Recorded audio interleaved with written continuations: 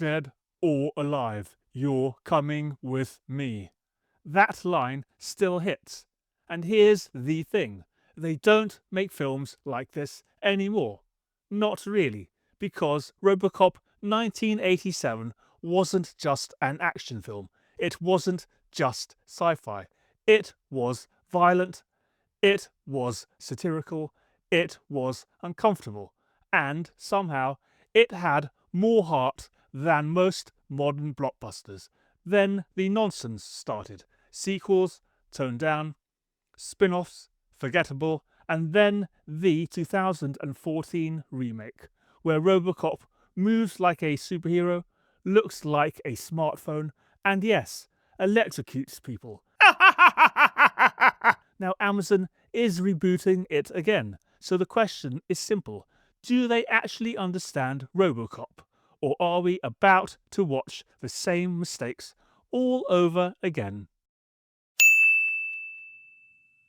Let's start with why the original still holds up. RoboCop isn't subtle, but it is precise. Everything in that film has weight. The movement, slow, mechanical, deliberate. Peter Weller didn't just play RoboCop, he became the machine. You feel every step, every turn, every pause. This isn't Iron Man, this is a tank pretending to be a man. And the story, simple, brutal, perfectly structured.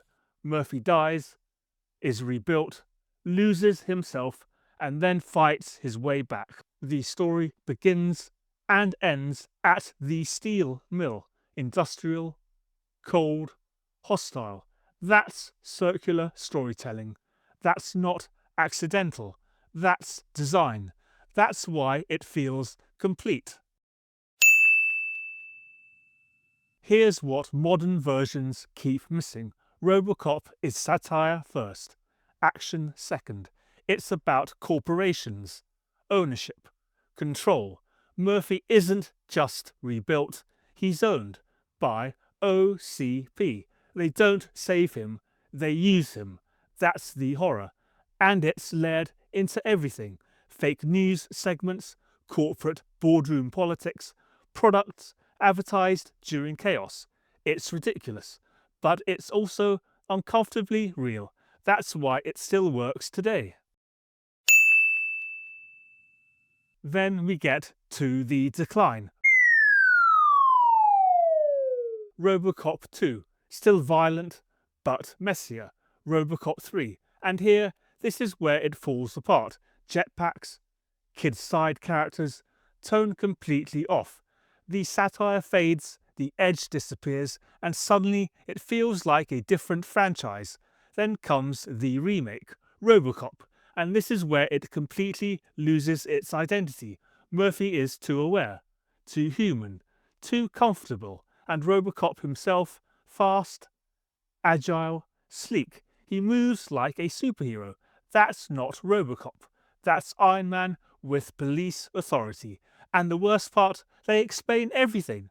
There's no mystery, no horror, no discovery, just exposition. And yes, the electrocuting. I still don't understand that decision. Here's the interesting part. A video game understood this better than Hollywood. RoboCop Rogue City. That game said, let's go back. Slow movement, heavy impact, old Detroit aesthetic. Peter Weller back in the role. And it worked, because it respected the original tone. It didn't try to modernize RoboCop. It honored it. That alone should be a massive lesson for Amazon. So, now we get to the new series. Amazon has officially greenlit it. Showrunner Peter Ocko, executive producer James Wan. That combination is interesting. Peter Ocko brings character-driven storytelling. James Wan brings horror. And RoboCop needs both. The premise, back to basics. Corporation plus police. Part man, part machine. Rising crime. So far, so good. But here's the real question. Will they commit to the tone, because RoboCop without brutality, satire, discomfort isn't RoboCop. It's just content. Here's where I'm cautious. Modern studios tend to soften edges, over-explain everything, prioritize relatability over concept. RoboCop should not feel safe. It should feel wrong, disturbing, even a bit absurd, because that's the point. If they turn it into sleek action, clean visuals, emotional speeches, it's over. They've missed it again. So now it comes down to this. Amazon has the budget. They've got solid talent behind it. But do they understand the soul of RoboCop? Or are we about to watch another version that looks right but feels completely empty? If you enjoyed this breakdown, hit like, subscribe, and stick around, because there's a lot more of this nonsense to unpack. And I want to hear from you. Should RoboCop stay exactly like the 1987 version, or evolve? Does this need to be hard R rating, or can it work toned down? And honestly, was there anything you liked about the 2014 remake? Drop your thoughts below. And if you made it this far, type directive in the comments. I'll know you're one of the real ones.